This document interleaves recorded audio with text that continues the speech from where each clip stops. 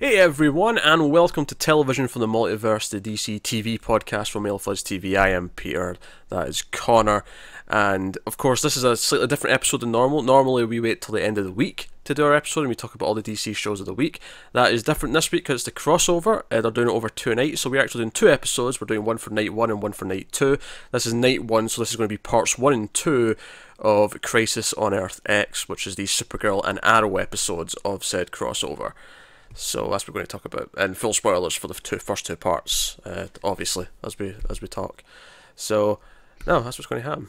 How are you? You feeling good? You? I am. I'm glad this is finally here. I've been waiting for this proper crossover for a while, it seems. Yeah, I was looking forward to it, and I was kind of pumped. There's a little bit of buzz just in the last day or so. I'd heard like a couple of things that got me really excited. One was just the general idea. I think it was Amel in an interview was talking about it. And it was about how this year, it's not like, oh, this is obviously the Supergirl episode, and this is obviously the Arrow episode, and this is obviously the Flash episode. It actually just feels like everyone is equal. Every show is equally just part of the crossover, and I think that is accented best by the fact that the wedding, that the starting point of the whole thing takes place on Supergirl, even though it's Barry and Irish's wedding. So I'm glad for that. I'm glad that it feels like its own unique thing. It's the sort of thing where if. Like, I don't know if they're going to do this, but let's say you only watch like 2 of the shows, right? Let's say you watch Flash and Legends, and you buy your Blu-ray sets of those 2 shows, but you need the crossover episodes of the other 2. It makes a lot of sense to me that you could probably just buy a Blu-ray like of the 4 episodes of this as Crisis on Earth X. Yeah, and judged by what we've seen so far, I'd expect them to just cut it all together as one movie. I could see them doing that. I mean, they might not, but they might totally not, could. But these 2 parts, I did notice they would have flowed perfectly. You could just take out that opening sequence, and it's like, okay, there is kind of a cliffhanger at the end of the first part, but I mean, it's no different to the one you get before an ad break necessarily. It doesn't need to be the end of an episode. It's very much that. So yeah, I could totally see that. All you'd have to do is to take out the opening like title screen on this 3 episodes. Which can we talk about how nice the opening title screen for this is? Well, again, going back to this idea that it's all 4 of them are completely equal and part of this crossover or this event.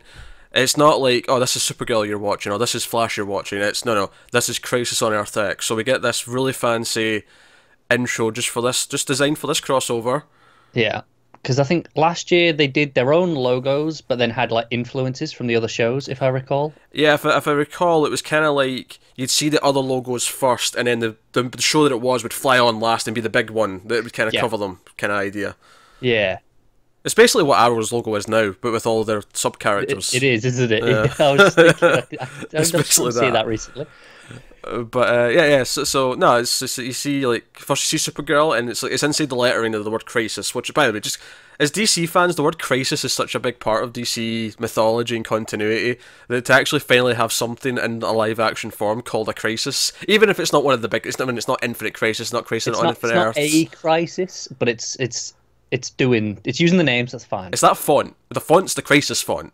Yeah, exactly. I don't know what that font's called, but I'm calling it the Crisis font because it's the font they always use with Crisis events. So it's the only place we ever see it. Yeah.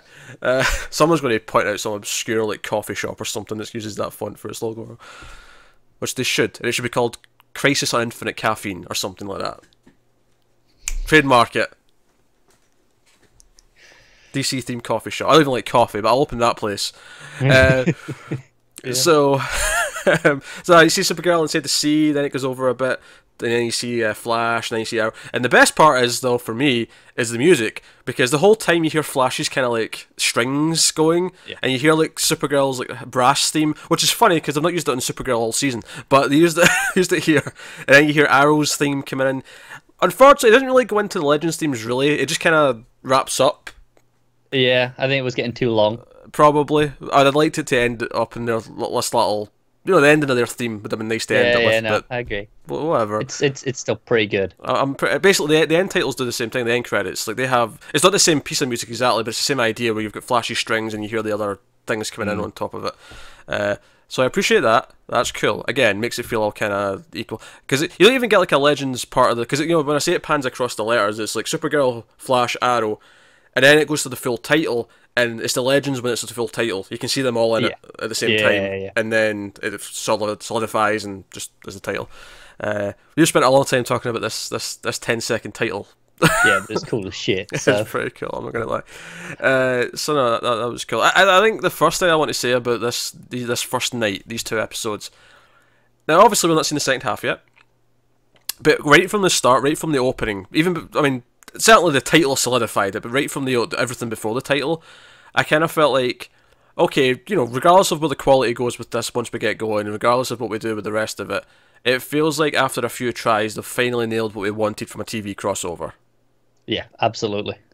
It wasn't just the tail end of the Supergirl episode. It wasn't, the Arrow episode in the middle has to be the Arrow episode because it's the 100th thing. It wasn't that. No, there are a few tells that it's an Arrow episode, which I'll get to. But there's one or two small things you could say, oh, well, they did that because it's the Arrow episode. But honestly, it's so small that it doesn't feel it is forced, like, oh, it's the Arrow episode, so we have to do that here. There's one I want to make a specific joke at when we get there, though. I'm sure there is. I was cackling with laughter at a certain reveal at the start of part 2. We'll get to that. Oh, I wasn't even talking about that. But I was cackling. You know why I was cackling. Oh, I know. There's only one person that would have made me laugh more, but yep. But this was still pretty funny. So yeah, so we open with we basically get what everyone's. Well, actually, no, we don't open with that. No, we open with Earth X. Yeah, we open with Earth X. Yeah, again, just sort of solidifying. Okay, here's what this 4-part thing's about, and it's like Earth X, and it's like Nazi, flags everywhere, and the big red drapes over the buildings, and it's like, okay, right, we're really doing this. Okay, I credit for them going all in. Because I think it would have been easy to go, shy away. The Nazis, but shy away from just showing the imagery so explicitly. I could have seen them using the white and red, but like maybe having a different symbol. That it was basically Nazis. They just go all in.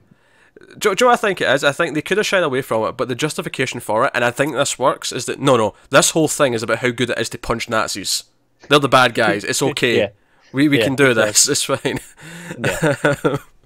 Although I think they maybe did reach a little bit of middle ground by all the bands they wear, or the sort of the SS thing rather than the Nazi, the swastika. I think that was maybe because I feel like maybe the actors didn't want to walk around set wearing swastikas on their outfits. Quite possibly, and that's okay. I live with that. But they had the banners and stuff. So I think it was important to have the banners. But no, so we get basically I'm going to do what the characters doing this. I'm just going to put X at the end of their name to. Yeah. I know technically Supergirl's Overgirl, but like just whatever. Who cares? Arrow X, right? So we see Arrow X, still with the mask on, and he's in the. He's trying to fight these. Basically, we see these scientists who are part of the resistance. Where the one guy's like, "Hey, do you think this will work, Doc?" And he's like, "Oh, if we're going to bring any hope back to this dark world, well, I'm like, okay, I like this resistance. Okay." And Arrow's come out, and I was actually laughing because you have Arrow X going around like taking out all these soldiers. He kills the scientists, and he's doing all this stuff. And I kind of chuckled and went, "What? So it's season 1 all over then? Is that what this is?" I mean, as funny as that is, still unfair because season 1 Oliver, while a dick and a murderer, still not a Nazi. True. He was killing for his own behalf, not for the fatherland. Yeah. You got to give him like a small bit of credit, I guess. Okay. And then we got something that this is the thing. I as much as we knew what the basic plot was, I'd stayed away from leaks. I'd stayed away from who's on set, all those kind of news stories. A few little bits just out of some things you just happen to stumble across, but not intentionally. But the first example of something I knew nothing about was Resistance Guardian. Which, by the way, this is the first time I've saw Guardian this season. Just I forgot. I was going to mention this last week that there's a couple of things that have been bugging me of this. Is like that's one of them. How they've just kind of forgot that that's a thing this season. I mean, they mentioned it once. They had that one scene where Wynn's like, "Hey, do you want to go out and fight crime?" And he's like, "Yeah, but crime's quite light tonight." Just while we're on it quickly, the other thing they've forgotten in Supergirl, entirely just brushed over, is Wynn's girlfriend, who I'm going to give you this one. Go on, you can have your reference. The one that looks like the vampire. Well, see, I was going to do this whole thing. I was going to do this whole thing where I was going to reference Doppelgangland, which is a season 3 episode of Buffy in which they go to an alternate reality where they're all evil, and Giles is like the resistance fighter, and he wants to believe there's a possible better world, because that felt like a really appropriate reference for this episode or this crossover. But you've just handed me another one. Okay, fine. Yeah, I wanted just to give you this one. Get out of the way. The hit television show Buffy the Vampire Slayer. Yes, I'm a catchphrase. We can move on. But no, so James, sporting a mustache. Because Joe, you know what's funny? When his helmet came off, I went, "Is that a mustache?" And I was like, "Oh, it's just a shadow." And then I went in for a close up. I went, "Oh, it's a mustache. He's got a mustache." Yeah, that makes all the difference, doesn't it? That's how you know it's an alternate Earth. Facial hair. He's got some. It's always the facial hair. Yeah, he's got an American flag sort of like painted onto his armor and stuff. Again, kind of this idea that in this world, like Nazis have taken over, so that the idea of these old flags have all gone. Yeah, and he's all all truth and justice kind and all the of rest becomes Captain America. with the shield. The shield. Okay, yeah. sure, yeah, that's kind of a fair comparison. Hey, there's a lot more Marvel referencing later on. We'll get there is. We'll get to the Marvel referencing, but he so Arrowette's kills him and goes in, and they've got this big device, and you're like, okay, this is probably going through dimensions. Yada yada yada. This is what the resistance were going to do. They're going to try and get help. Some help, from elsewhere.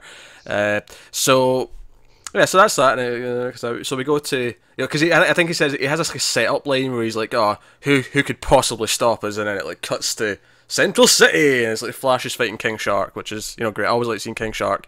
Yeah. And it's all very. It really does feel like they've designed this in a way where you could probably just watch this event because this little opening where it cuts between everyone kind of just. This is where everyone is right now. And just quickly. Yeah, I think this is like I'm usually like, oh no, I have to watch every episode in order. Mm-hmm. But I can see myself at some point in the future just going, no, I'm gonna watch that crossover. Yeah, I'm going to watch Crisis on Earth X because it works on its own for the most part. Yeah, exactly. Yeah. So it says Central City. We see and it's like, oh yeah, not everyone's Iris. It's basically this joke where Iris is over the comms as he's fighting King Shark. Like, oh, this is King Shark. You fought him before. Not everyone's RSVP'd, Barry. When's tomorrow? We need to sort this out. And then it goes over to Star City, and Felicity's doing the same with Oliver, and he's like fighting ninjas and getting his ass kicked, and she's whinging, oh, we need to RSVP, Barry. Then it cuts to like. Well, where does it cut to? It's Nottingham, I think. It's Robin Hood referencing. Yeah, it's Nottingham, yeah. Yeah, and the legend's like saying, "Oh, we need to go to Barry's wedding." Actually, I'll just make this point now, whilst we're just starting with the legends. Obviously, not all the legends go to the wedding, and actually, for the most part, I think it makes sense, with one exception. Go on. Ray's the exception that I don't think makes a whole lot of sense. The rest of them don't actually know Barry that well enough to. It kind of explains, oh, why would Zari and Amaya go to the wedding? Yeah, I'm with you. Or even Nate. I mean, sure, he met him at the crossover last year, but it wasn't like he really got to know them. No, it's true. Ray's met him a bit, hasn't he? Ray's the exception, because Ray even was in an episode of Flash. That's what I was just thinking. The B episode. It wasn't a very good episode, but he was in an episode of Flash. So Ray's kind of a weird one. I'm curious because I know he's in the crossover later. He'll pop up tomorrow night at some point, but yeah, because we got a few points. Like obviously the Guardian thing and was only in the Supergirl. And, there's a couple of Arrow characters that only show up in the Arrow episode. Well, they'll be back for more. Well, yeah, but maybe I wouldn't be too surprised still if it's just they're limited to those. Well, that I guess that kind of works in this sense because their episodes last, so they can kind of do that where they bring them in. They don't have to explain why they leave afterwards. So that might happen, but I'm not going to be that cynical though. At least, not yet. But admittedly, like I say, it would naturally work that way just because it's the last episode. It would, yeah. So whatever. But Ray's the weird one. Everyone else makes sense. They're not there. It just makes sense. I get why they're not at the wedding. The others, or Ray, whatever. But anyway. So we see that, and then it goes to Supergirl last, and she's fighting a Dominator, with some jokes about how they're so last year. Very, very good. Yes. Very good. I'm not gonna lie, it's awful, but I like it. Yeah, I like it too. And then we get the open title, and then we go back into National City. We kind of start off there, which I guess kind of makes sense because Supergirl's at the episode technically. So start there, and I actually kind of like the setup for why Alex goes. It's because the invitation had Monel on it, and obviously that's. Not really a thing anymore. So, no. You were worried like Kara was going to be far too depressed during this. Did you? Mopey. I was a little concerned at this point. I'm not gonna lie. I wasn't super much because it kind of felt like, because especially the scene ended with her going, you know what, no, we're getting back on the horse, we're going to this damn wedding. I kind of felt like, okay, right, we're acknowledging that that's where she is right now, but we're not going to necessarily bog down the crossover with it. No, that's fair. I think during the scene itself, I was like, is this going to be a thing? Yeah, I mean, she looked a bit mopey at the rehearsal dinner at one point, but that was. I want to kind of applaud it that it's not ignoring where all the characters are individually right now. No, that's true. Like across all the shows, like Stein and Jax, like their thing's still playing out. Various like Caitlyn's thing with Killer Frost, that's still kind of there, and like, dealing with that. Like, everything feels like it's still going. Nice. Unfortunately, so does Oliver and Felicity. Well, let's be honest here. Like, I really like these 2 episodes. The one complaint I might have, really, is the Elicity section of the. I mean, 1 or 2 moments of it were amusing. Don't get me wrong, but certainly there was too much of it. The overall recurring theme of it being a big thing, like because obviously right at the start, we're talking about it cuts to them, on their. We're all on this earth, and we've got the girls and the guys, and they're both talking about the same thing, and it's like Oliver and Felicity, and it's like, really, already. It's kind of a double-edged thing, because on the one hand, it's kind of because we don't like their relationship and we don't really like Arrow that much, but at the same time, I have to kind of respect that it's getting an equal amount of time as other things. I mean, it feels like more because we don't like it, but I think that's just an illusion. I think that's just because we don't like it, so we're noticing it. It might be. It feels very invasive. But that said, it didn't dampen my enjoyment. Like, it wasn't enough to drag me down. It was kind of like they're the amount that they probably should be there, and then we can, have fun with everything else. Just ignore them. Just you go sit in the corner and let everyone else have all the fun. So, I like this shot of Central City where you see the Wave Rider arrives at the same time that Supergirl comes out the portal with Alex. Yeah. It's just, everyone arrived in the city at the same time. Yeah. Why not? Sure, that's fine. So, one of the big complaints I think we had about last year's crossover, it was the pacing. It was too quick. They had to rush through everything. And that's actually the next thing that I really noticed about this one, is that I felt like this episode didn't rush. It felt like it was building to the win at a natural pace, and it was giving everyone time to, like, okay, everyone's seeing each other again. Oh, hey, like... Yeah, we had a lot of actual wedding things before Nazis. Which I liked. I mean, I think they partly because I think they knew they had 2 episodes in the first night, so they didn't feel the need to get to it too quickly, which is the benefit of having the 4 episodes instead of the 3 from last year. But I think they also, even if you just watch the first one on its own, I think they actually did it really smart where, it's mostly set up and wedding stuff, but the final 10 minutes is this fantastic action scene where it introduces all the stuff, and so I think there's still enough. So if it was 1 per night, I actually still think this first one would work. I agree, but hey, they want to give me 2, I'm down. Oh yeah, sure. Like, I finished that first one, and I'm like, oh, I'm so glad episode 2's there. I was there with the popcorn. I was so into this. Yeah. So various things building up to the wedding. I think one thing we were kind of hoping and excited for was the possibility of Alex and Sarah interacting, and so they're at the rehearsal dinner. Not disappoint. We're at the rehearsal dinner, and Alex is just down in booze, and she's just doing her thing, and Sarah just comes in off frame, just comes in from the side, and I went, oh. And the perfect thing about it is, like, she's just like, oh yeah, broke up relationship. Oh no, it was fine. It was, and it's, oh, so what, did he cheat on you? And she's like, oh no, she didn't do anything like that. She, it was just wanted different things. But as soon as she says she, like, Sarah's eyes just went. It was like target acquired. Little smirk, wasn't it? Yeah, target acquired. It was basically really all I could feel. I mean, we see it on Legends all the time. Sarah will sleep with anyone. In a nice way. yeah. But what I mean is, like, as soon as she finds someone she likes, that's it. Yeah.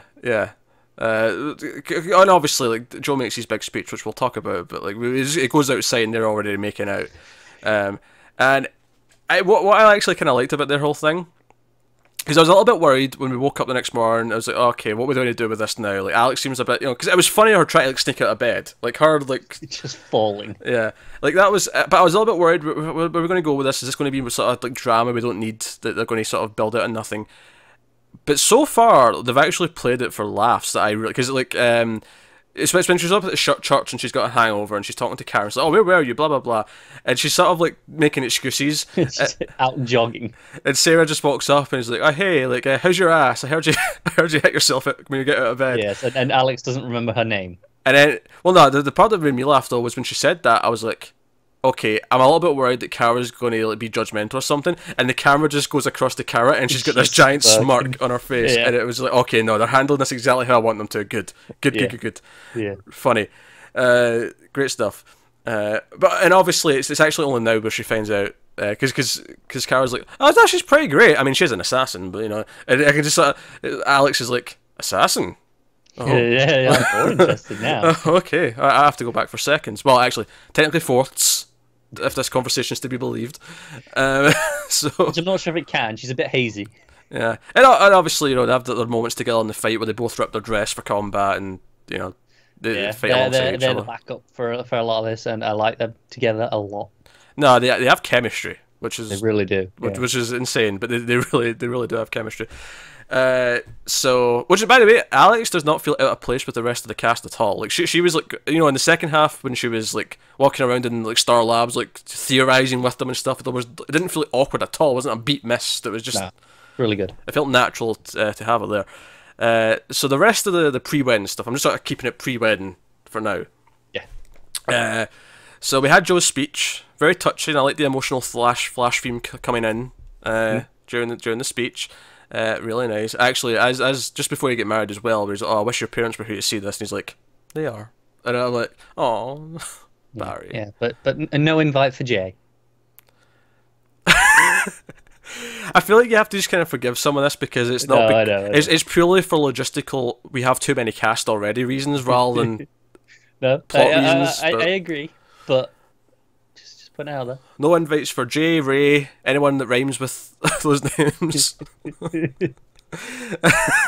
think that's all of them.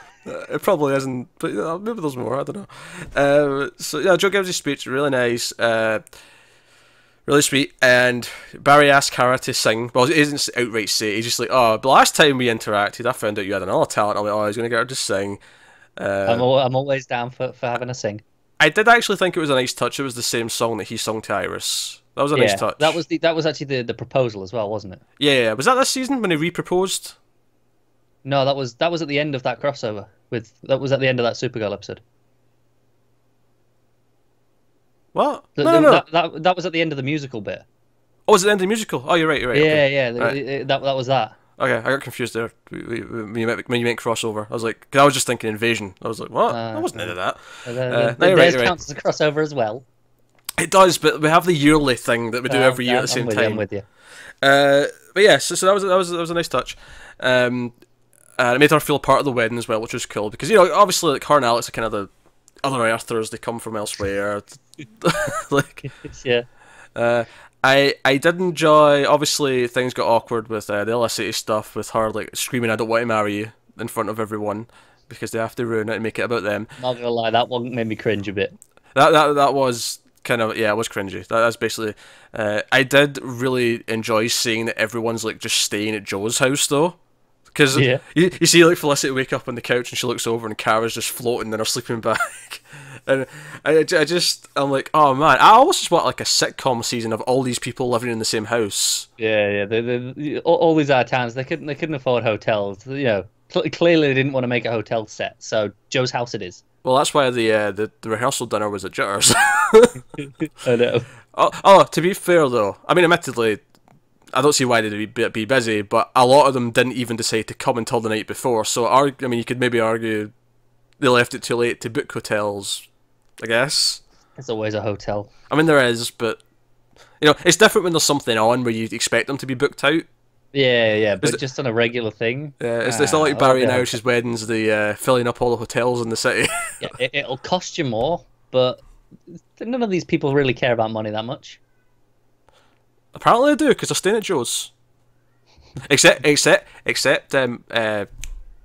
Mick. Yeah, he's staying at Stein's. Jax, of course, too. Jax as well, but Stein wearing Mick wearing Stein's robe and being like, you're out of milk. Honestly though, comedy-wise, Mick might have been the MVP of the night. Yeah, Mick's always on point with that though. Some great stuff. Hey, didn't I try to kidnap you one time? Yeah, don't try that again. No. His entrance into the wedding, yeah, bride or groom.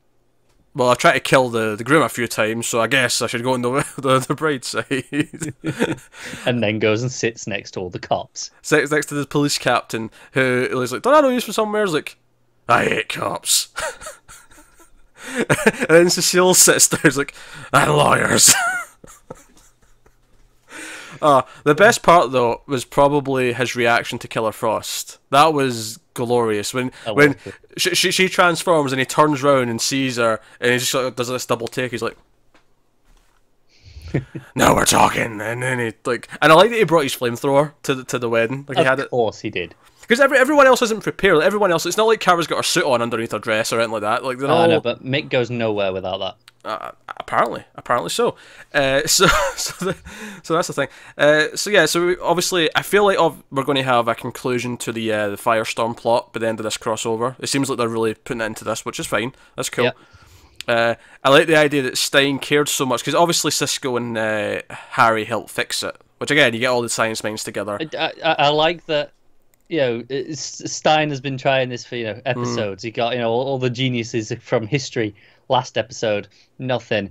And then they come in, and it's like, how do you do it? And Cisco's like, it's cool, I got this. Well, to be fair, he did say that the information from those historical scientists helped. Yeah. So, there's the thing.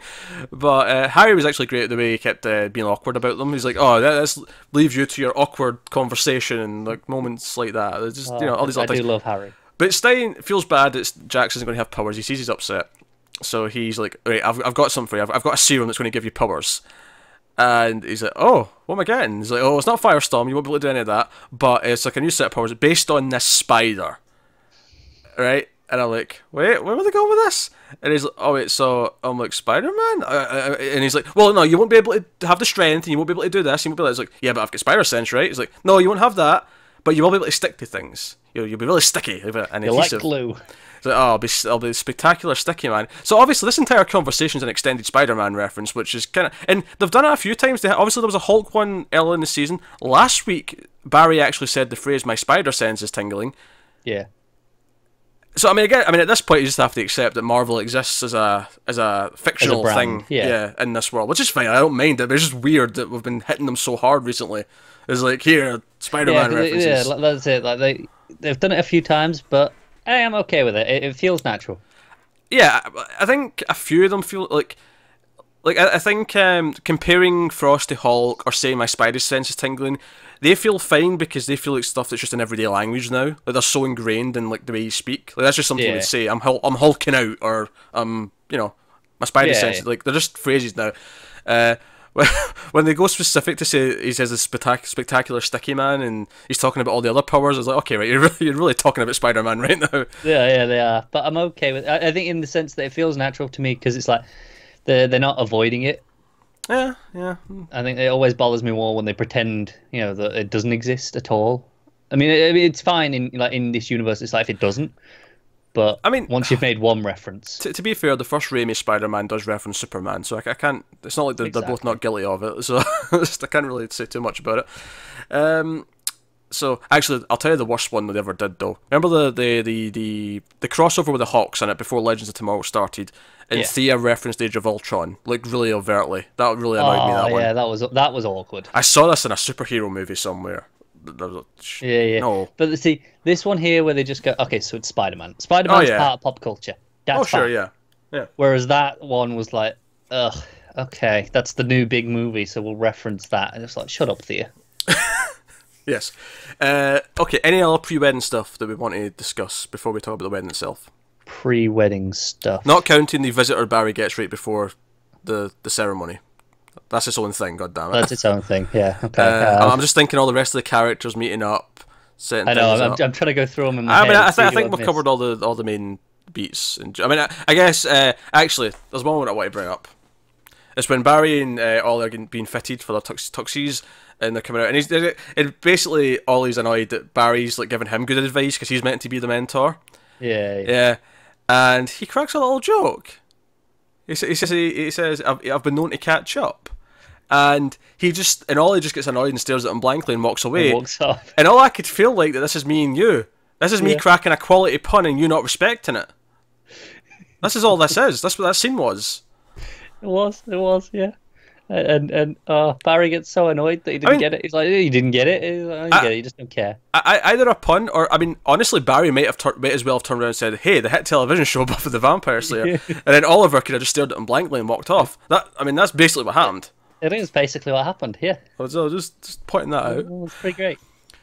All right, so the visitor he gets right before, so someone who's working at the wedding, this young woman, is offering him sparkling water of a variety of flavors, and okay, so let's just get this out of the way. She is clearly someone from the future who's probably his daughter or granddaughter, right? Yeah, yeah. Because she's like, "Oh, I'm just so happy to be here," and she like touches his arm, and you could almost read it as flirty, but it doesn't feel that way at all. It feels like, no, I'm honoured to be here. This is a big day. I just like meeting you. Yeah. I mean, if it wasn't for the fact that we're already getting Legion on Supergirl, I'd expect this to be a Legion character. The way she was talking about him and to him, it's like, "Don't forget to say I do." And it's like, and I'm like, could you not have warned him about the Nazis? I mean, maybe did you know about those? Yeah, maybe history changed. Yes, it did. She didn't seem to expect it. So, but like you say, daughter or granddaughter. I think they're the obvious ones. Yeah, I expect one of those two, or maybe descendant. I don't think it'll be too distant. I think it'll be someone. I think it'll be like recent memory enough still. Yeah, that's fair. I'm thinking granddaughter or great granddaughter. Actually, I mean, it could be the daughter, but I feel like the direct daughter wouldn't be this chirpy about the wedding and missing it. You know what I mean? Like, I feel like the direct daughter is a bit more like, "Oh, my parents." Oh, no, I mean, just that's boiling it down. I think it depends on whether or not one of them's dead. Okay, I can see that. If one of them's dead when she's a child. Yeah, you know what I mean? Like if I went back in time. Oh yeah, I'm with you. And like, I mean, my parents didn't get married before I was born, admittedly, but if I went back and let's say my parents did get married before I was born, and I went back in time, I wouldn't be like, "Oh, I'm so glad I get to see this day." I'd be like, this is weird. If it's the daughter, Barry has been missing or dead. Whereas I feel like if it's like granddaughter or even great granddaughter, and there's a bit of mystique to your fantastic grandparents, then you have this kind of attitude where you. Yeah, I'm with you. You know, that's kind of how I feel about it. So yeah, we'll see. I'm sure we'll get a little bit more before the end of the whole thing. We have to. Of course, there's the other possibility she's from a different Earth and her Flash is gone. Oh, she was close to her, or she's the daughter on another Earth and they're dead. It's too boring. Okay, sure. Not enough drama from that. So Supergirl's singing, "Gonna run to you." Everyone's, coming down the aisle. Iris is coming down the aisle, and they have their wedding. And I like how when the priest says, "Oh, does anyone have if anyone has any objection to why these two shouldn't be married, speak now or forever hold your peace." And I like how Barry and Iris sort of like chuckle and go, "Ha, no one will have anything to say." And Barry even looks around the room, he's like, "Ah, nothing." And then the priest just gets shot with a laser gun. It was probably a lot funnier than it was probably meant to be. As I said this when I saw the trailer. I actually really like that Iris's reaction to all this isn't just like breaking down in tears. It's, "You've got to be kidding me!" Like, it's just like this, almost like, it's like this shit again. Yeah, it's just annoying. Just this one day, one goddamn day. Yeah, so obviously everyone bursts into action. There's obviously everyone's like, "Nazis, I hate Nazis." Yeah, me too. Since when's Flash bulletproof? What do you mean? I mean, they're firing the bullets. He's just running around catching them. He's done that before. I know, but it seemed much more obvious here. Like he's caught one before, but not like this. I don't think. He's done it before, and I guess it maybe. It isn't in the comics as well. Like, I mean, Kid Flash this past week in the comics was like grabbing tons of bullets from a machine gun. So no, that's true. I feel like I've not seen them do it like this on the show before, so it kind of stood out. I guess they'll get fired at with machine guns as often. That's true. It's usually powers. and to be fair, it was both him and Wally in this case. Wally gets a really cool little moment. Yeah, although speaking of Wally, that's the haircut. That's what we're talking about. But where the hell was he for the rest of it? His entrance as Kid Flash doing this saving bit here. Yeah, there's a little spin, catches the bullets, puts the bullet back into the gun. Yeah, it's nice. Cool. Looks great. But that did we see Wally before that at all? Yeah, it was at the rehearsal dinner. Because Joe mentioned him and was like, "Hey," and Wally came along. Right, but that was it. Pretty much that was it. It felt really weird to me that he didn't have a single moment anywhere until that. Okay, I can see you. I thought you were going to complain more that he get like shafted off, like sidelined at the end of the episode. Like, hey, you go keep Joe and everyone else who's not a I was hero getting safe. to that as well, yeah. But it feels like this is since they kind of wrote him out of the show, and then they brought him back at the end of last night. I said, oh, I'll probably be for the wedding, and he's here. But then it's just like, okay, no, we can't have too many speedsters. Go away again. I guess I'm not sure. Like, I half expect him to pop back up in the last part, just when the fight's all going down, like he'll speed back in to help save the day. I can see that happening. Again, I think this is just, admittedly, I wish they'd handled it in a better way. I could almost feel like when Barry says, no, you need to go away and like protect everyone else, so that's your job, I could almost feel like, not Wally, I could feel, the actor, Keenan, like just being like, really? Come on, let me be a part of this. Oh, this looks fun. I can almost feel it, and I'm like, yeah. I think it's just a symptom of they don't know how to write so many goddamn characters, so it's just, he's one that's easy to try and get away, because it's like, oh, we've got another speedster, that's like, oh, it's too many speedsters, and we have to... Well, it's the whole reason they kind of got rid of him on the show in general, isn't it? Yeah, but then he came back like 3 episodes later, so I don't know, we'll see if they've got anything else planned for him. I did kind of roll my eyes a little bit when they get rid of him. Yeah. But hey, he has a really cool moment. In fact, everyone gets a cool moment in this fight. Everyone gets a little moment. Mick has that funny moment with Killer Frost. Frost makes like an ace blade and starts hitting people. That was cool as shit. I've never seen her do anything like that. Oliver had a cool moment where he makes Cisco make a breach up to the top. Up to the top. That was a cool moment. Supergirl fighting Overgirl, just immediately flying out of the church and like going around the place, because it was one of the things last year is that they kind of had to not nerf her, but just kind of avoid like having reasons to her just be powerful, because she was much more powerful than everyone else. Whereas here, at least we have another Kryptonian for her to fight, so it's like she has her to fight. So yeah, that was fun. We had Sarah and Alex team up against Prometheus, which I'll be honest. Yeah. No. Here's the thing.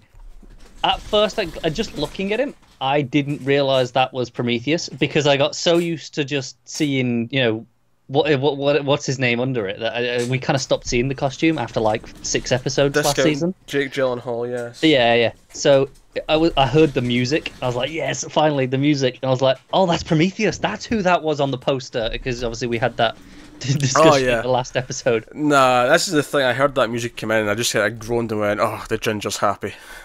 Oh, so I mean, I was happy, and then it was Alex and Sarah teaming up against him. Was like, yes, this is perfect. I love this show. Somewhere, a ginger smiled. That is a play in a Watchmen line. Somewhere a comedian died tonight in New York, so it was something like that. I'm butchering it now that I'm thinking about it, but that was kind of the intent, as I was kind of referencing that line. Yeah, anyway, it worked until you explained it. Yeah, okay. I was just. It was for the people who wouldn't get the reference. Like, I knew you got it, but. Yes. Not everyone would remember that line from Watchmen. Anyway. They wouldn't, but you ruined it anyway.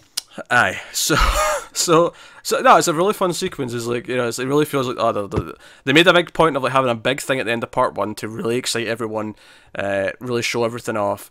Most stuff here looked good. There's a couple of moments in part 2 where the CG kind of... Honestly, the only moments with the CG so far I would really call out are whenever Oliver swings on an arrow. Oh yeah, that's the big thing I was talking about in part 2.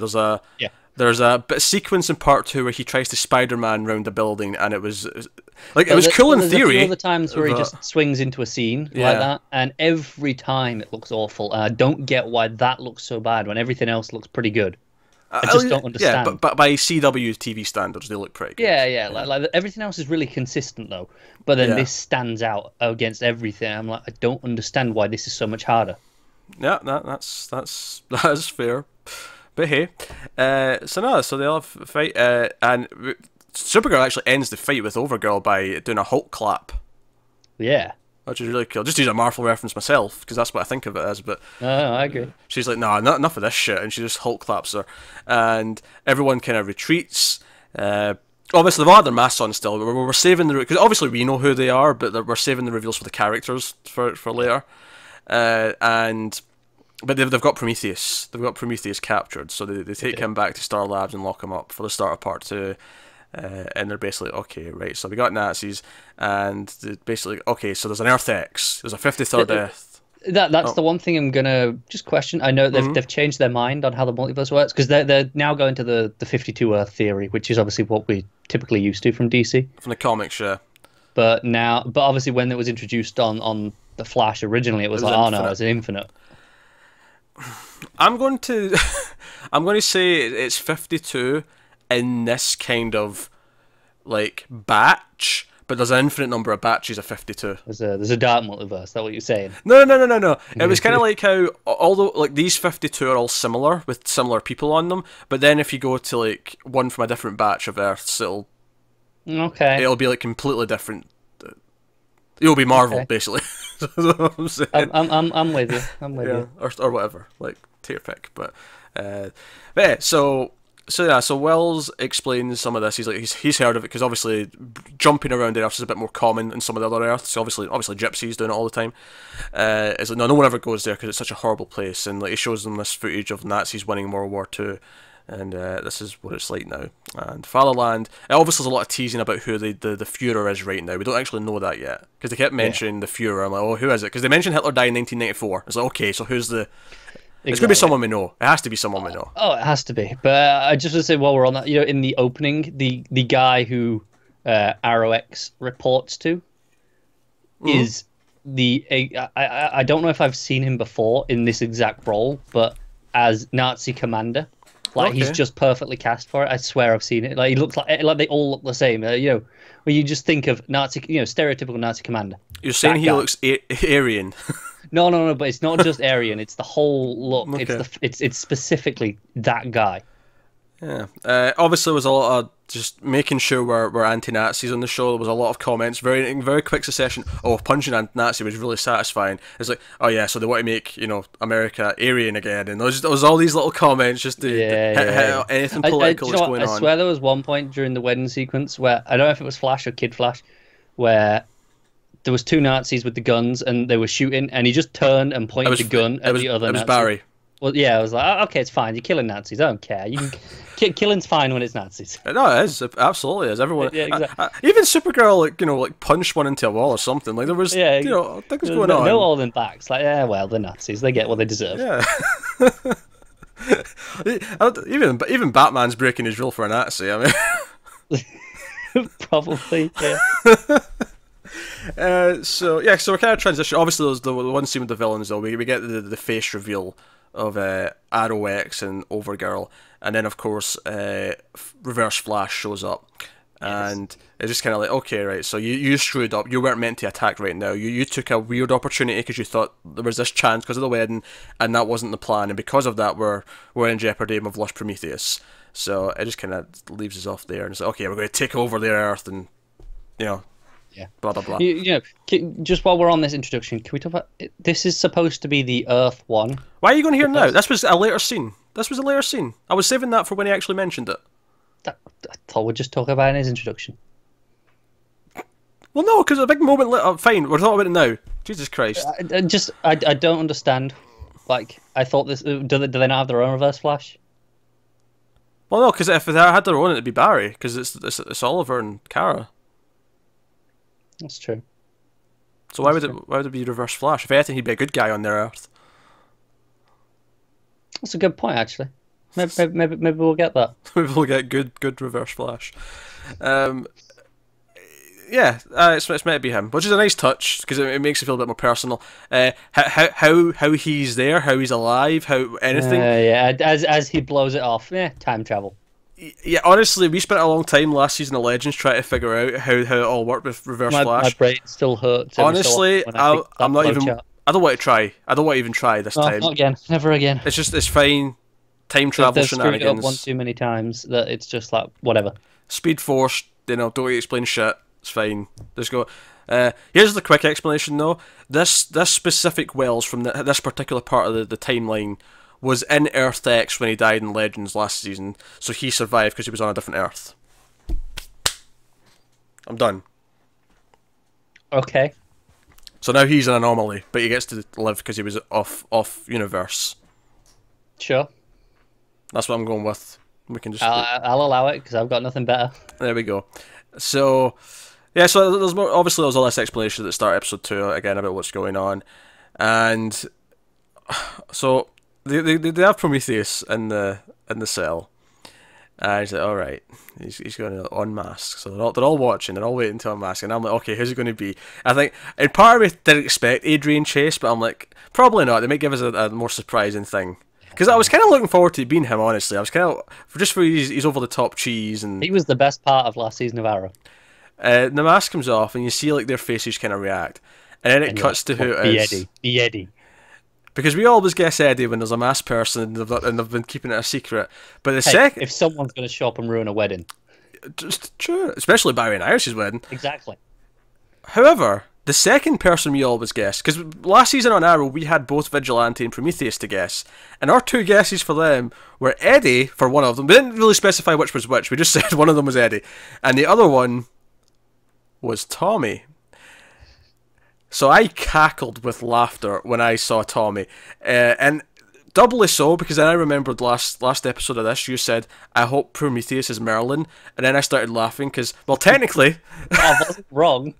Technically you got a Merlin. It's not that Merlin, but it's a Merlin. Not, I think I specifically said I hope it's John Barrowman, but you know, I mean, close enough, I guess. No, it's not. That's not. No one tops John Barrowman. So they actually kind of fake us out a little bit. They kind of like make us think, oh, we're going down this path where Oliver tries to like, you know, bring him back and make him a better person. Like, oh, you're going to be like our Tommy, and he's like playing along with it for a second, but Ed just turns evil and says, nah, you're weak and you're this and you're that. I'm really glad they did this, like just to go, you know, turn evil when they did, because you know, I was really struggling to believe it, which obviously is okay in context, but in the moment I was like, okay, he's going, oh, but you were my best friend, and you know, and Tommy is talking about how Oliver's his best friend, and I'm like, well, then why are you betraying him to this Oliver? This makes no sense. Yeah, but clearly he isn't, because then he basically says, yeah, we're going to kill all of you, blah blah blah blah, cyanide capsule, dead. Yep.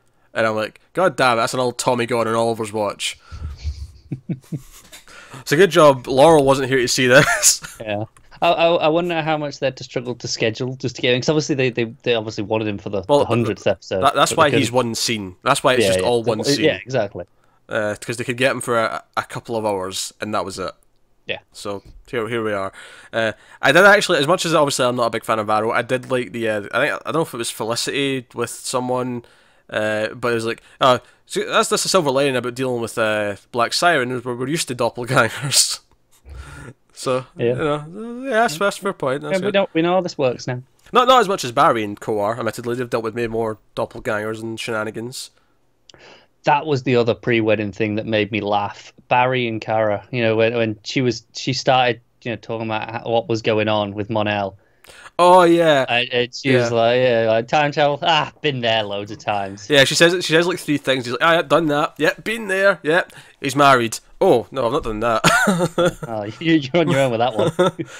Actually, even though she was being mopey, I liked the little bit of self-referential humour where he kind of went, okay, I've just talked Oliver into being happy in a couple. Okay, now I need to do the same for you. All right, let's go. Of course, the married guy is the one being positive about love. Everyone else is moping around. Typically how it goes. Yeah. So we're in part 2, kind of more, and honestly, the order of events is starting to be a bit murky in my head. A lot more stuff was going on at this point. Obviously, I can't say until I've seen it all, but I have a sneaking suspicion that the start and end will be really clear in my head, but the middle will kind of just blur. I can see that, and not in a bad way. There's a lot of good stuff. I think that happens in a lot of movies as well. Yeah, I think what I'll do here is I'll take some plot points that I want to run with, and then we'll go back and just talk about various things that we've not touched upon that we want to mention. So as much as I said Mick was the MVP character comedy-wise, and later on he has a mustard joke, which was really cracking me up, where he's like, wait, go with them where? And then later on, like, just the way Caitlin walks in and goes, here's your mustard, it was in the fridge, did you even I just like the idea that he was just like, oh yeah, fridges are a thing. We just get everything made for us on the way, right? I also like, because obviously we established that he's got the hots for Killer Frost, because during this, because he's like, so how does that Frost thing happen? And he's like, oh, it happens when I'm scared or angry. He's like, alright, so if I was to go, and he just shouts boo right in her ear, and she's like, nice try. And then a second later, is it Stein or someone? It's Harry who like has a eureka moment, and he shuts his laptop, and everyone else like jumps, and it's like an actual scare. That cracked me up. So this whole running thing where he's got the hots for Killer Frost, not Caitlin. Killer Frost, very specific. Yeah, I also like that it's like a female version of Snark, which is why he's got the hots for. Yeah, it's the hot and the cold thing. Hot and the cold, yeah, it's the opposites attract, all that jazz. But he's got his whole thing, and even when Oliver X shows up to Star Labs, he's like, okay, right, Iris and Felicity, you go hide. Me and you go and do stuff. He's like, well, what can I do? He's like, it's about to get cold in here. He does his thing. So I like the idea that he's just excited to fight with her. He's like, yeah, okay, let's go and bond. The only way I know how, which is to fight people. Just burn people. So as much as he's the MVP as a character in the whole, comedy-wise, he does not have the MVP comedy moment. Because that belongs to a certain joke which is designed purely to put down Oliver Queen. Because so they're gonna get some footage. Okay, so the Nazis are here, and we cut to this location, and Supergirl flies in, Flash speeds in, and they're both standing there. And then the music just stops, everything goes quiet, and they're just kind of looking around. And Supergirl starts whistling, and then a couple of seconds later, Oliver on the motorbike comes in. He does a little wheelie because he feels emasculated, so he does a little wheelie to make himself feel better. And then a little skid round. A little skid round. He gets off the bike, and I love the way he just sort of like quickly goes into the stance, into his hero stance. Like he sort of really quickly just sort of straightens up, and he's like, "Gentle reminder, guys, super speed, don't have it." I lost it. I was cackling properly at this. This was because with Tommy I was cackling, but it was kind of like an inside joke for us rather than it was the show making a joke. Yeah, it was supposed to be a nice thing. Like, hey, look, we got Tommy back. Whereas this was not. I was genuinely cackling at them, making fun of him for not being able to get there. I love the idea that Supergirl could have just flown him there, but no, you're not picking me up. That's kind of his point. It's like, hey guys, I can't get here like you. I also like the idea would have been nice. Because they're so fast. They had to give him a head start for him to even arrive that soon after they arrived. So they gave him a head start, and he still didn't get there in time. Do you know what makes me laugh as well? Like, that like 5 seconds while they're waiting around, just doing nothing, where it's silent. They could have just sped off, picked him up, and got back quicker. Yeah, but no, all for the humour, all for the joke. Yep. And obviously by then we've seen some of the Earth X people interact, but we actually find out already by this point that Oliver X and Kara X are married. Which I have to admit, I could see the kiss coming. I was like, "Oh no, don't do this!" But it's worth it for Kara's reaction when she finds out. It makes it all worth it because he looks over to Overgirl and is like, "My wife," and she's like, "What? Ew, gross." No offense, Oliver. I love it because the Arrow subreddit jokingly ships Kara and Ollie. Oh really? Yeah. What's the we want Super Arrow? That's way better than Felicity. Oh, is that the shipping name? Super Arrow? Ah, shit. I know. Fuse the words together, people. Be creative. I know. I mean, what would you do?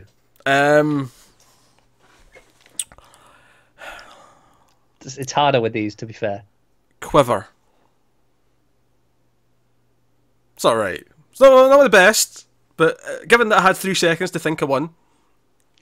It's not bad, but it doesn't really fuse the words, does it? Okay, sure. But I'm thinking with a K, like spell it with a K.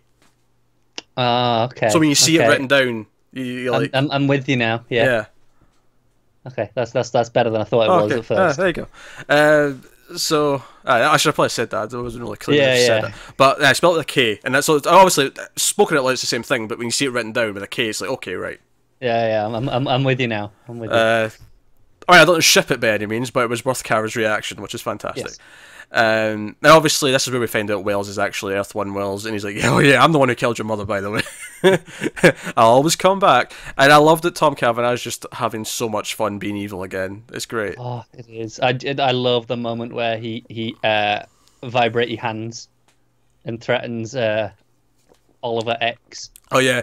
Okay, I'll stop vibrating. You stop. Whatever he says to breaking my arm. Breaking my arm, and you turn down the brooding by 10%. Yeah. No, that was pretty good. I mean, we've joked in the past that they've always just kind of made this Green Arrow kind of their Batman by proxy because they can't have Batman. Never more than this. Well, I wouldn't say never more than this overall because season 1 and 2 of Arrow were just straight out stealing plot points and plot lines and stuff. They were. But this, like, the way he interacts with everyone here, he is the Batman of the group because, it's like, so when they've got Prometheus, like, "Oh, we'll make him talk." I was like, okay, that was a Batman line. And then this moment here... Let's not overlook what's coming up here, he fires a kryptonite arrow at Overgirl, which, again, I like Kara's reaction.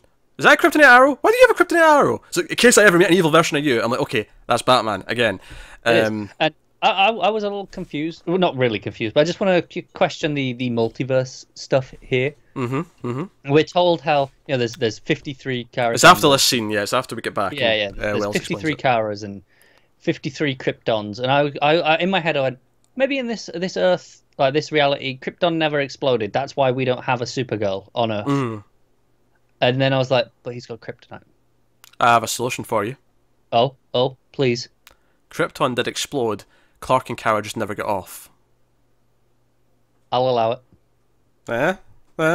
I'll That works. That works. Nah. Let me go. Oh wait, so you're saying there's definitely a Kara and Clark, and this actually conflicts with something. Way back when Flash first went into Supergirl, he looked up Central City and he looked for like Caitlin and Cisco and stuff, and they didn't exist. Yeah. So it does kind of contradict that. But you know what? Continuity is a river. It flows in different directions. Sometimes it forks the path. All right. Yes. Especially DC continuity. Especially DC continuity. So I'm not going to pick it apart too much. But hey, whatever. It's fun that they're playing with it. And you know, so the plot with the bad guys turns out to be that Supergirl, or Overgirl rather, is dying from quote unquote flying too close to the sun. That's the metaphor she uses. Yeah. But basically, but I didn't realize it could happen to them. Like, isn't this the plot of All-Star Superman? Oh, you're right. Yeah, he's had too much. That's why he's dying. He's dying. Yeah, you're right. Oh, you're right. Actually, interesting. I was like, this is familiar. It was kind of racking my brain. I was like, it never occurred to me until you just said that. But you're right. That's the plot of All-Star Superman. I mean, obviously he's not a villain, and he's yeah. But the idea of too much solar radiation is actually poisoning him. Yeah. Interesting to bring that up because I'm sure we're never going to do anything with it with the other characters. Oh yeah, definitely not. But like, yeah, it's whatever. And obviously they want Supergirl because hey, we made a transplant for her heart, and well, here's a donor that's going to work out nicely because she's just her again. Convenient. Yeah, that works beautifully. So no. So that's the thing. But go back to this action scene that starts with this face off. But you've got essentially the show trinity of Supergirl, Flash, and Arrow, right? Your trinity. And I mean, it downplays Legends a little bit because there's no one from Legends there, but it kind of makes sense because this is your trinity. I like it because Legends are kind of the outcast by nature. That's kind of their whole shtick is they're the leftovers. Yeah, the B list. So it makes sense that they're the reinforcements. These are the main guys. So fight gets going, and to basically get away, there's a building being constructed nearby. So the villains blast and Overgirl just blasts it with a heat vision. Cause damage, so the heroes have to go and save all these workers who are all working at night in dangerous heights on this big scaffolding building. I think that's pretty normal. Is that pretty normal to people? I feel like you're not supposed to do any construction work that's really loud past a certain time. That's a pretty normal thing. It is, but I don't think that what they're doing is that loud for the most part. I don't know. I guess I'm just thinking, is it not unsafe to be up that high on the beams at night? Like, is that not? Nah, they install their own floodlights, don't they? I suppose. I don't know. Clearly, I've never been on a construction site at night time. I really don't know what the rules are, but I think they don't necessarily unless they're behind schedule. And it's like, okay, overtime. Yeah. Okay, I can see. Anyway, so yeah, that's a pretty fun scene. Obviously, as we mentioned, the Green Arrow CG with him basically doing his Spider-Man. It's basically the scene from Spider-Man Homecoming when he's trying to put the boat back together with his webbing, but he's doing it with arrows. As Supergirl's, obviously she's doing some cool stuff. She's holding the big barrier. She's heat visioning. She's molding it back together. And Flash is running around saving and getting all the people out of harm's way. So it's a nice big sequence. It's just I'd like it. It is marred a little bit by the CG. I think it's like one of the only times in these episodes where I felt the CG kind of took me out of a moment. It was only Green Arrow stuff that did, though. Everything else about it was fine. It's why it really confuses me. I'm like, why is this so much harder? Like, what is it about this guy? Because there's another time where he just swings into the scene off an arrow, and it looks awful again. It's not even just this one time. The funny thing about it, though, is that when they first went up, and Supergirl actually grabbed Green Arrow and took him up the building, and he's standing at the top, and I'm like, why did he even bring him? Like, what's he going to do? Yeah, I did that. I was like, this is a cool as shit shot, with him just standing at the top looking out. But why? What's he going to achieve? Like, she can hold and put things back together. Flash can evacuate everyone. What the hell is he going to accomplish in this situation? And I like what he did. I think it's fun. Yeah. Just looked a bit strange. Yeah, but hey, there's a big fun moment, and they all sort of land after. They go back, they talk about, the situation, multiple villainous versions of themselves, and so on. All very fun. So we kind of get ready for our next big action sequence. We basically, like, again, if they know where they are, they've figured things out, and they're all going to go, and we get this big suit up montage. Yeah, do you know what this is? This is the montage from Guardians of the Galaxy.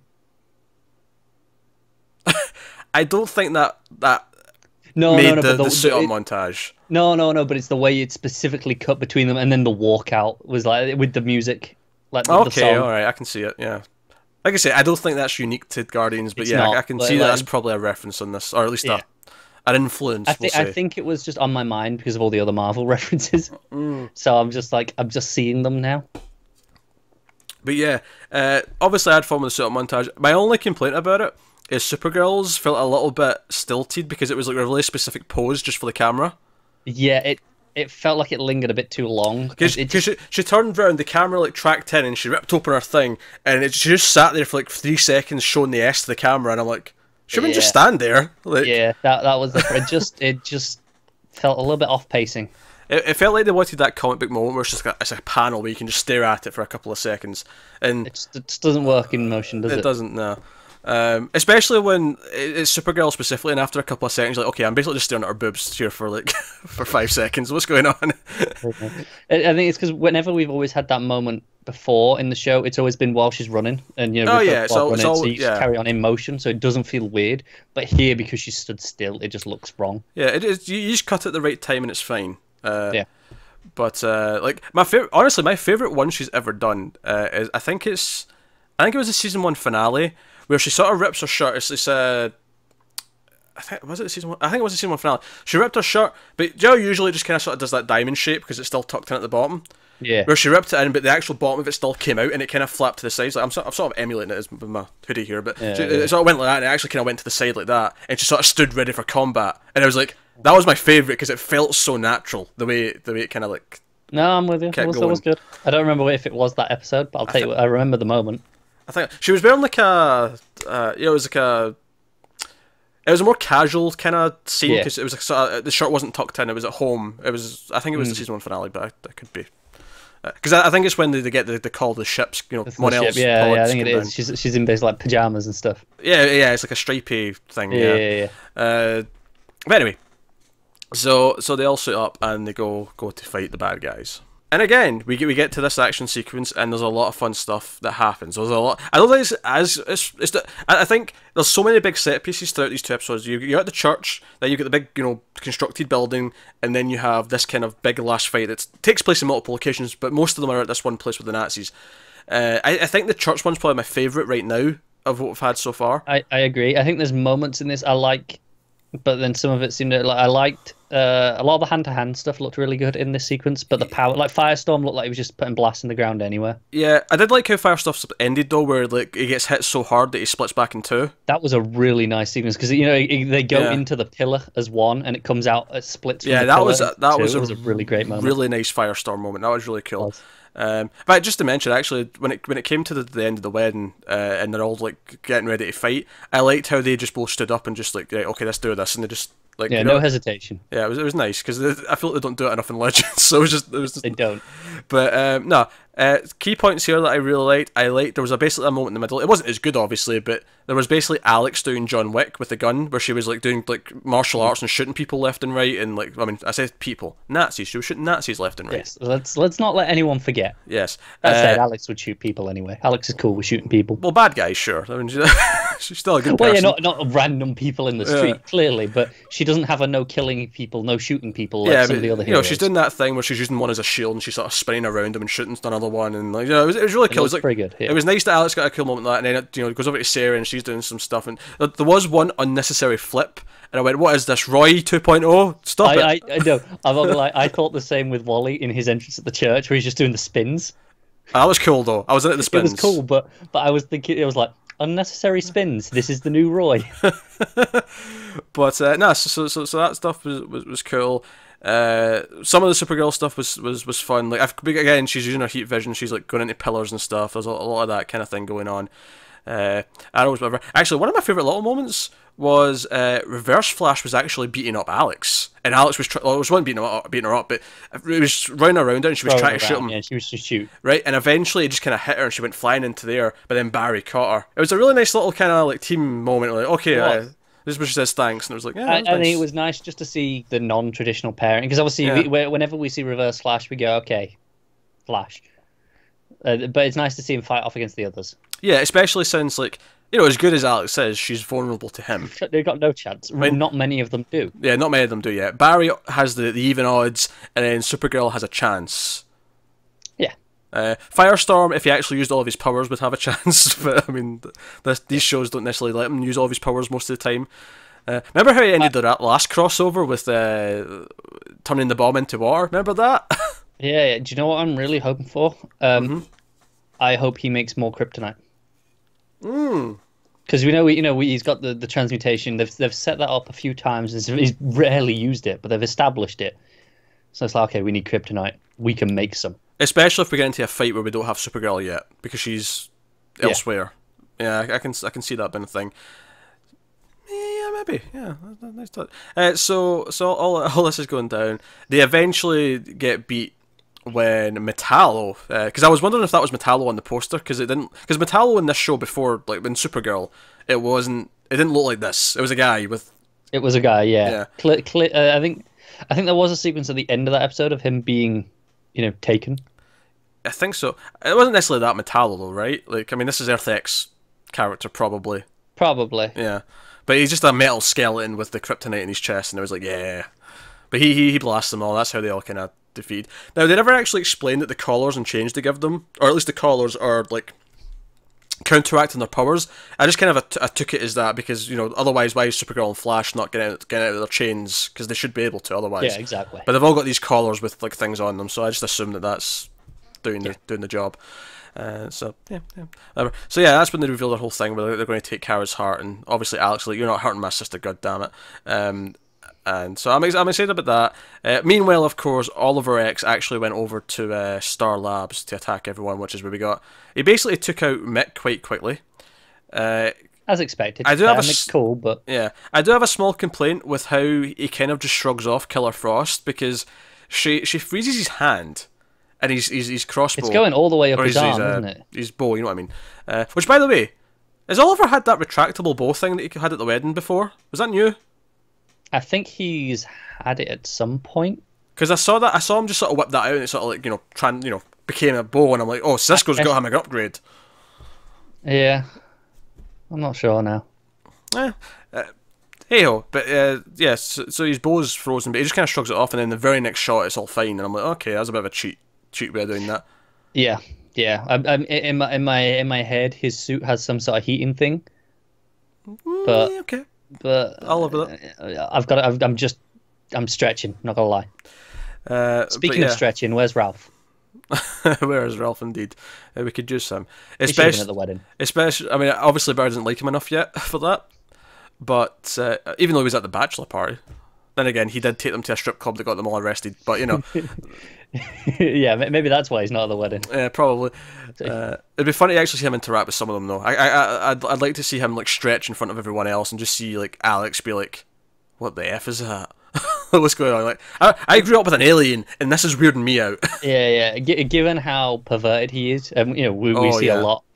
I can see, when like Alex and Sarah are making out in the rails, I can see him just kind of creeping his neck around the corner and watching. I can see him making a comment, and then I can see them like both grabbing arms to break them, and like them just bending around their legs or whatever. And like, oh crap! It could have been so fun. But again, we have like 50 characters, so that's not. Nope, so that's true. This is when Team Arrow shot. We saw Curtis on like on the phone earlier, but Team Arrow have a little entrance. You have Mr. Terrific. Not Diggle. They make a comment of they feared Diggle. Well, no, because we know he can't fight though from his show. But they made a comment. They said Diggle's somewhere else.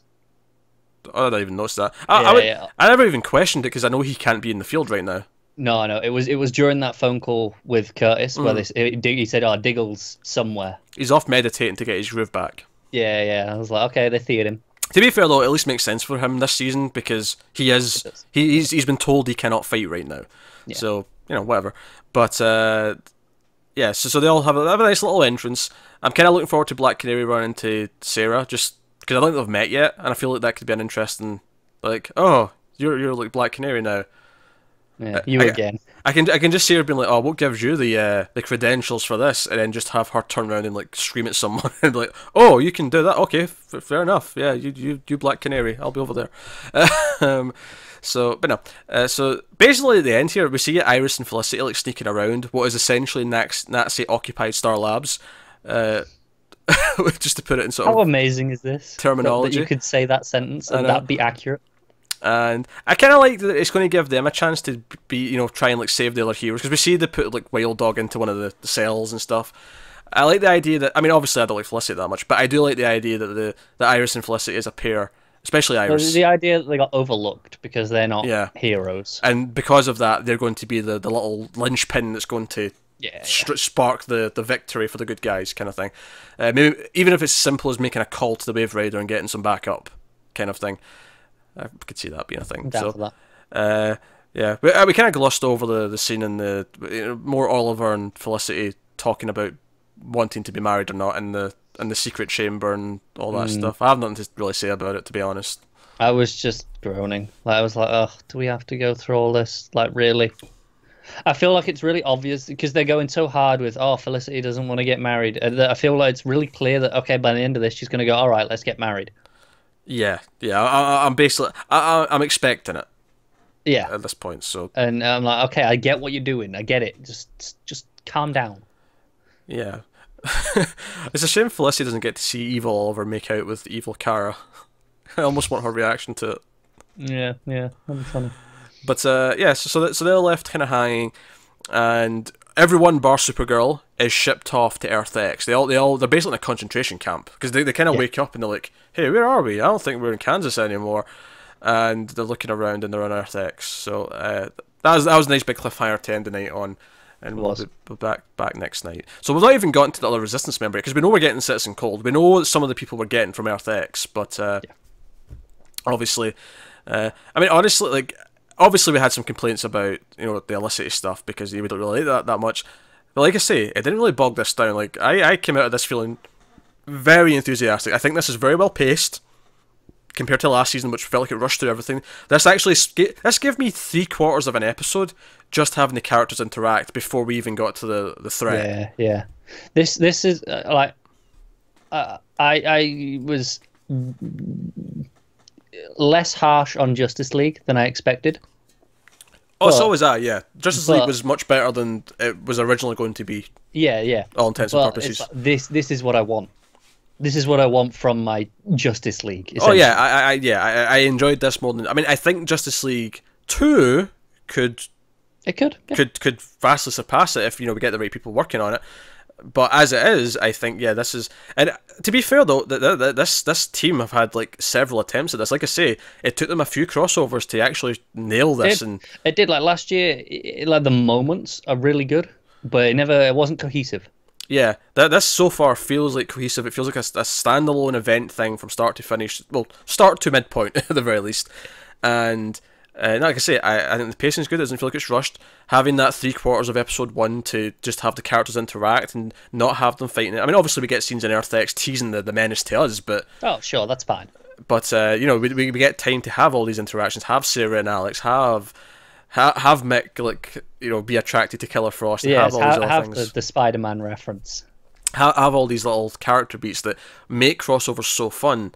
It's the humour and the bouncing off each other. It's Felicity waking up and seeing Kara floating in her sleeping bag. Like those little things are kind of, they're actually half of the appeal. It's not just the big action stuff. It's a lot of the other things. The characters interacting. Yeah, exactly. Yeah, and the other advantage, of course, is that we care about these characters a lot because we've been with them for years.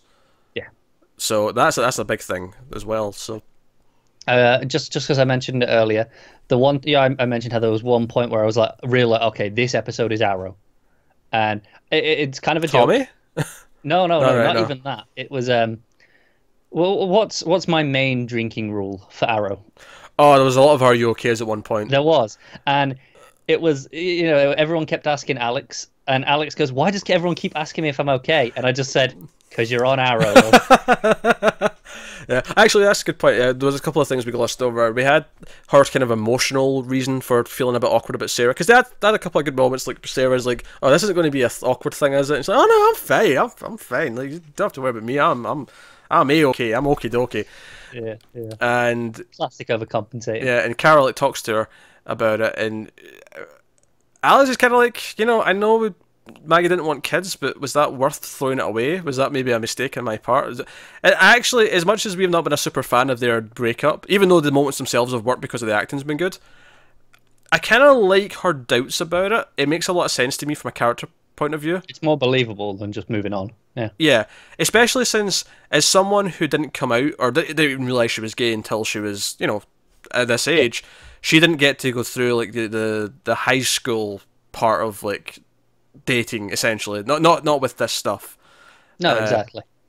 Because we know that she got, shipped off and, like, trained at the DEO at a relatively young age, like, right out of college or whatever it was, or during college. So it's like she never had, like, these, like, bad breakups early in her life, so it kind of makes sense that she's not really good at processing it. Yeah, and she talks about how she's never had a one night stand before. Yeah, exactly. And it's like what's going on? This is affecting her more than especially being a rebound. I mean, it'd be one thing if it was just a one night stand randomly, but this was like specifically, I feel terrible. I'm going to have a one night stand. Yeah, exactly. And wake up and feel kind of miserable about it. Again, though, I like that Kara's like, no, you're not doing anything wrong. You had some fun. That's what you came here to do. Yeah. She's like, nothing So bad she's happened. like, no, Sarah's nice. You can trust her. Yeah, it's cool. no one got hurt. It's fine. Like you're okay. Yeah. I actually kind of like how Alex is like, that's such a guy thing to do. Well, Yeah. That just made me laugh. No, so I thought that was again the idea of like all of the character subplots and where the characters are in their own shows is not being ignored. Alex is there because of everything that's happened with Maggie. Stein and Jax are where they are because of what's going on. Oliver Felicity as well, sure, but I'm not as excited about that. But still, it makes sense for it to be there. I appreciate that everything's not being ignored, so that's nice. Just when we touched earlier on, like, okay, why weren't some of the legends invited? And I get it, but yeah, sure. Yeah, but I'm like, why wasn't Diggle invited? Like, like people like he's kind of spent some time. They're kind of friendly. Sure, I guess. Well, if he's off doing something else, maybe he just couldn't get out of it. Maybe. If they explain what it is later, like. Yeah, could be. Well, what about Thea? They couldn't convince Willa Holland to appear in more than one episode a year. They sent an invitation. And she never replied. She was in a coma. She was in a coma. And to be fair, and she can't walk yet because she just woke up. To be fair, Oliver wasn't in a coma and he still didn't reply till the night before. The dick. Who does that? Seriously. Who gets a wedding invite and then leaves it till the night before and go, yeah, okay, we're going to come? No, that's not how this works. You have to plan a lot in advance. Someone who's both a vigilante and the mayor of a city. It's a pretty decent answer. You have to admit it's a pretty decent answer. He's pretty busy. He is pretty busy, but then he should have gone, hey guys, look, sorry, I don't think we're going to be able to make it. No, he was going to make it. He did make it. He's there. Well, yeah, but he should have said that. What are the other beforehand? Not leave it to the night. Like, weddings are a really, really stressful thing to to schedule and plan. It's like, look at all this thing they've got to do. Like, catering, food. Like, who's going to do what? Like, sit where? You gotta plan all these things. You can't just have people going, oh yeah, all right, I think I'll show up tomorrow. Especially not not this amount of people doing it. I mean, the Legends is a weird one because couldn't you have just sent your invite like 3 weeks earlier? Because you're deciding this in like 1100 something anyway. So well, maybe they did. Maybe it wasn't a stressful thing for Barry and Iris for the Legends because they'd already responded like weeks before. See, maybe, but the way it cuts from Iris going, look, all these people still haven't responded, and then it cuts to the three things. I agree with you, but nothing actually disproves it either. So I'm just going to say no, they're fine. It's just Oliver is a dick. Yeah, Oliver's really a dick. I mean, Supergirl hadn't responded yet either, but she was actively avoiding it because she was upset about Monel. Yeah. It's only once Alex finds it and prods her into it that she's like, okay, fine, we'll go to the wedding. We'll be happy. Fine, yeah. I'm happy. You happy? I'm happy because I'm happy. Yeah, pretty much. This was really fun this night. It was. It was a really solid double pair of episodes. I'm really excited about the rest of it. We never really talked about the actors playing the evil versions of themselves, which isn't amazing. Like, it's kind of hit and miss. Like, I felt like sometimes like believing Benoist is this evil character was really difficult. It's funny. I believe Evil Oliver a lot more. Because like you say, like season 1, he was just going around killing dudes. It's kind of easy to swallow. She got better as it went along, though. Like when it got to the point where she was actually talking about taking her heart and stuff. By that point, I feel like she sort of settled into it a bit more. The first couple of seasons, though, when she's just trying to talk Oliver out of killing Wells, I was just kind of like, she just sounds like Kara. Otherwise, she's just dressed in all black. And obviously, Wells is he's an old hat of being evil, so it's fine. At this point, he's an old hat of being every type of character possible. He's such an underrated actor on these shows. What we need now is a Lady Wells. There has to be an Earth where he's a lady. I want that.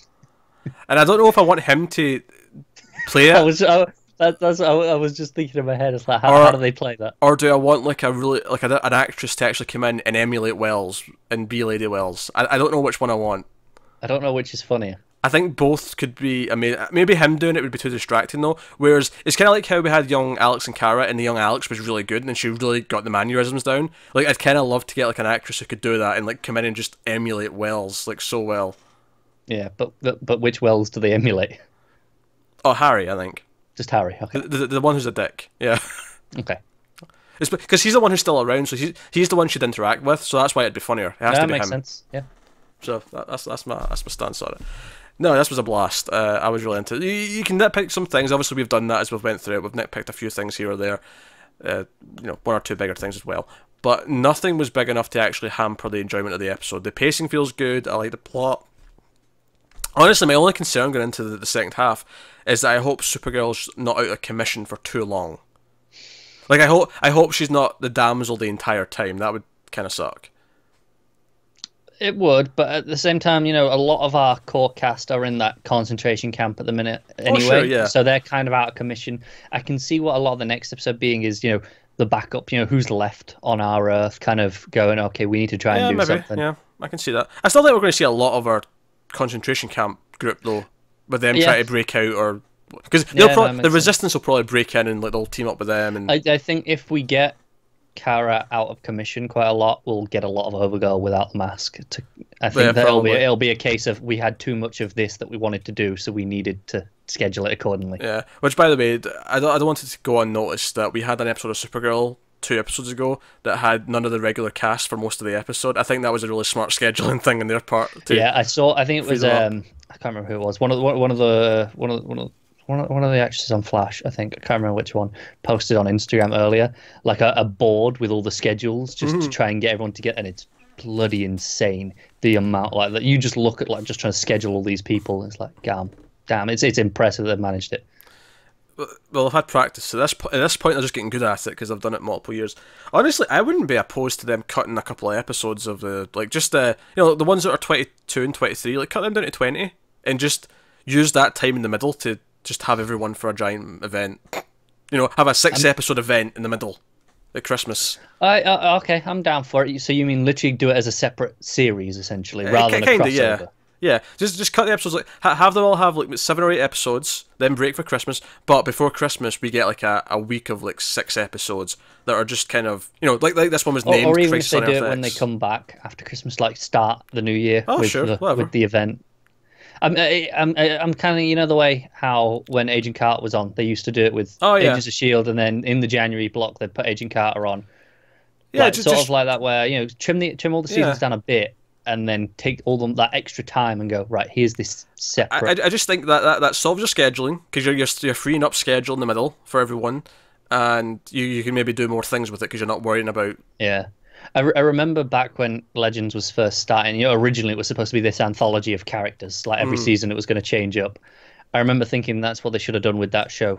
Then when that was the idea of just have it be an event, like 8 episodes. Oh yeah. Cut everything else and put it in the middle there. Have that be the only thing on, or whatever, but have everyone kind of come in and out. I'm glad they didn't do that now because I've come to like Legends, but yeah. Right. But back when that was the original concept. Yeah, which it was. They swapped out like 2 characters, and then we've gone from there. They cut the fat. Yes, the horrible Hawk fat, and that's not a dig against the Hawkman and Hawkgirl characters from comics. That's just a dig against the TV versions who were terrible. Yes. Just to make that clear, because I know there's some It Hawk still fans out hurts that they were wasted like that. It does kind of hurt. It does hurt. But hey, so good stuff. I am really happy with this crossover so far. I was grinning from ear to ear for the vast majority. Even right at the start when it was just cutting between all the characters, I'm like, oh man, this really feels like just an event where everyone's coming together rather than just kind of like having some guest stars for an episode. The only thing that would make it better is maybe like if Wynn also came, or just a couple. If I'd heard the Prometheus music more than once. Oh, okay, there you go. Yeah, they're going to hear it again because he's dead now. That said, I did happen to see the little tease for the second night. Oh, I didn't. There wasn't much in it. Most of it was even just them out of character, like just talking to the camera, being like, "Oh, like don't tune out, you'll miss things or whatever." But there was one little clip of someone we're going to see in the concentration camp. Do you want to know who we get an evil version of? Yes. We get an Nazi officer version of Lance. Yes, son of a bitch. I don't know what German for son of a bitch is, but if I did, I'd say that right now. If he doesn't call them all son of bitches, I was reading the Kevin Smith Green Arrow stuff this past week. His Oliver Queen says son of a bitch a lot, and like a lot. That's where they got it from. They gave Lance this trait because in Kevin Smith's Green Arrow he says son of a bitch a lot. That's why Lance says it. Yeah. Oh dear. But hey, super fun. Really liked this first night. Looking forward to night 2. Hopefully it pays off everything. I'm hopeful. I'm pretty optimistic because so far, knocking out the park.